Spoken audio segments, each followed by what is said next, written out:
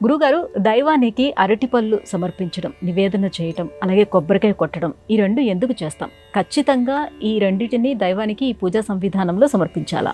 నిజానికి దేవుడికి సమర్పించేదేది ఎంగిలి కాకూడదు. జాగ్రత్తగా మన సంప్రదాయం చెప్తాం.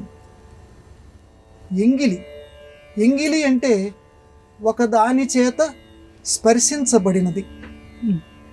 పువ్వులు స్వామివారికి ఇస్తున్నాం, స్వామివారి దగ్గర పెడుతున్నాం.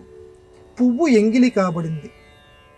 ఎందుకని తుమ్మెద ఏదో వాలి ఉంది, దాని మకరందాన్ని తీసుకొని ఉంటుంది.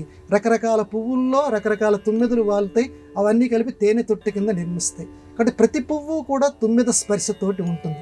అంటే ఎంగిలి పువ్వుని తీసుకొచ్చి మనం స్వచ్ఛమైన పువ్వు కింద భావించి స్వామివారి దగ్గర పెడుతున్నాం. స్వామివారికి ఎంగిలి కాకుండా ఉన్నటువంటి దాన్ని పెట్టాలి.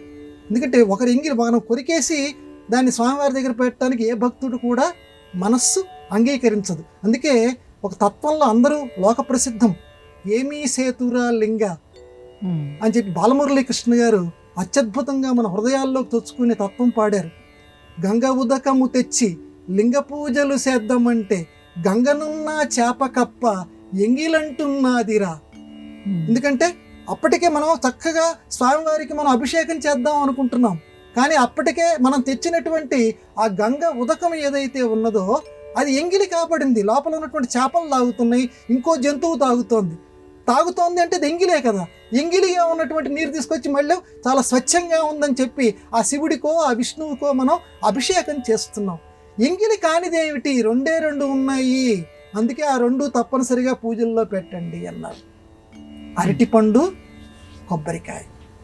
అందుకే ఏ పూజ చేసినా కూడా తప్పనిసరిగా అరటిపండు పెట్టండిరా నాయనా, కొబ్బరికాయ కొట్టండిరా నాయనా అని హిందూ సంప్రదాయం తెలిసినటువంటి వాళ్ళందరూ కూడా కొన్ని చోట్ల కొన్ని దేవాలయాల్లో కొబ్బరికాయలు కొట్టడానికి ప్రదేశాలు దొరకవు. అదిగో ఆ మూల కొట్టుకురండి, అదిగో అక్కడ ఉన్నటువంటి దేవుడి దగ్గర కొట్టుకురండి అంటారు. ఆ ప్రదేశం అంతా పాడైపోతుంది అని చెప్పి. కానీ కొబ్బరికాయ కొట్టంది గుళ్ళోకి వెళ్ళినటువంటి హిందూ సంప్రదాయవాదికి మనస్సొప్పదు.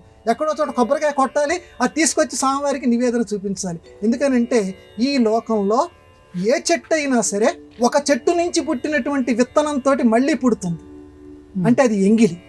ఏ చెట్టునైనా తీసుకోండి, ఒక చెట్టు నుంచి ఉన్నటువంటిదే విత్తనాల కింద మారుతాయి. ఆ విత్తనం వేస్తేనే మళ్ళీ ఇంకొక చెట్టు వస్తుంది, ఏ చెట్టు అయినా సరే. కానీ కొబ్బరి చెట్టుకి మాత్రం, కొబ్బరి మొక్కకి మాత్రం అది పుట్టినప్పుడే రకరకాల మొక్కల కింద పుడుతుంది. ఆ మొక్కల్ని మళ్ళీ విడివిడిగా నాటుతూ ఉంటుంటారు. దానికి ఎంగిలి లేదు. అందుకే కొబ్బరికాయకి ఎంగిలి లేదు. అందుకే కొబ్బరికాయ తప్పనిసరిగా మన నైవేద్యాల్లో పెట్టారు. అలాగే అరటిపండుకు కూడా ఆ రకంగానే ఎంగిలి లేదు. అరటి చెట్టు కూడా ఆ రకంగానే రకరకాల అరటి చెట్ల నుంచి వస్తుంది, కానీ ఒకే అరటి చెట్టులో ఉన్నటువంటి ఏ విత్తనాలు తీసి ఇంకో అరటి చెట్టు ఎక్కడ నాటరు. అందువల్ల ఎంగిలితనం ఆ అరటి చెట్టు దగ్గర కూడా లేదు. కాబట్టి ఈ లోకంలో ఎంగిలితనం లేనటువంటివి స్వచ్ఛమైనటువంటిది. ఎందుకంటే మిగతా నీళ్ళు ఏదైనా సరే, ఇందాక నేను మొట్టమొదట మనవి చేసినప్పుడు గంగ ఉదకము తెచ్చిలాగా ఎంగిలి కావచ్చేమో, కానీ కొబ్బరి నీళ్లు ఉన్నాయి. కొబ్బరి నీళ్లు ఎంగిలి కావు, ఎందుకంటే స్వచ్ఛంగా అనేటువంటి నీరు, ఆ నీటితోటి మనం అభిషేకం చేస్తున్నాం. అందువల్ల అటువంటి స్వచ్ఛత కలిగినటువంటిది కొబ్బరికాయ. అందువల్ల అంత పవిత్రమైనటువంటి కొబ్బరికాయ తన శిఖ విదిల్చి, ఎందుకంటే లోకంలో బంధాలని తొలగిస్తుందట కొబ్బరికాయ. మనకి ప్రబోధం ఏం చేస్తుందంటే, సాధారణంగా చాలామంది తెలియక చేస్తారు. కొబ్బరికాయ కొట్టిన తర్వాత ఆ పైన ఉన్నటువంటి దాన్ని తీసేసి ఈ రెండు చిప్పల్ని అక్కడ పెట్టాలి. కానీ పైన ఉన్నటువంటి దాన్ని తీయకుండా పెడితే మాత్రం మళ్ళీ బంధం కలుగుతుంది.